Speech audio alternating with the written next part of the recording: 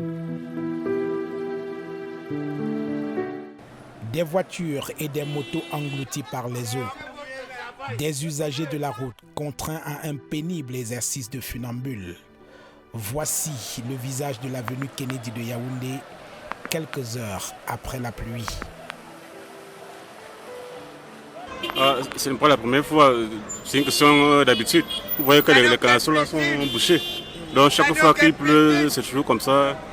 Parfois, ça nous coule les moteurs du véhicule. Ça nous met dans les problèmes. Donc l'État devrait vraiment voir ce problème. Vraiment, nous sommes désolés puisqu'on est ici, ça fait beaucoup d'années. On est vraiment déçus parce que les inondations et tout ça, il y a les dégâts collatéraux, il y a les véhicules et tout ça là. Donc vraiment, si le gouvernement peut faire quelque chose, on sera ravis. La furie des eaux a tout emporté, contraignant les commerçants à fermer boutique ou à se trouver un refuge. Le phénomène ne date pas d'aujourd'hui. Nous sommes ici à l'avenue Kennedy et la moindre pluie donne l'impression d'avoir eu affaire à un véritable déluge.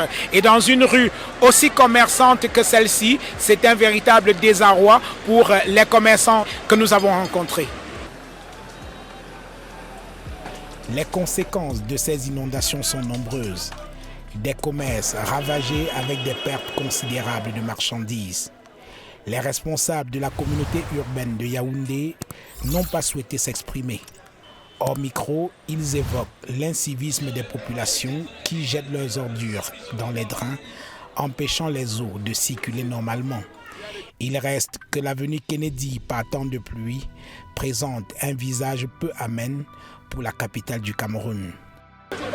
Là maintenant, regarde, si un diplomate passe là, ça salit l'image du Cameroun. Nous sommes en plein centre-ville. Peut-être un diplomate ou un touriste passe, il va dire quoi à l'étranger?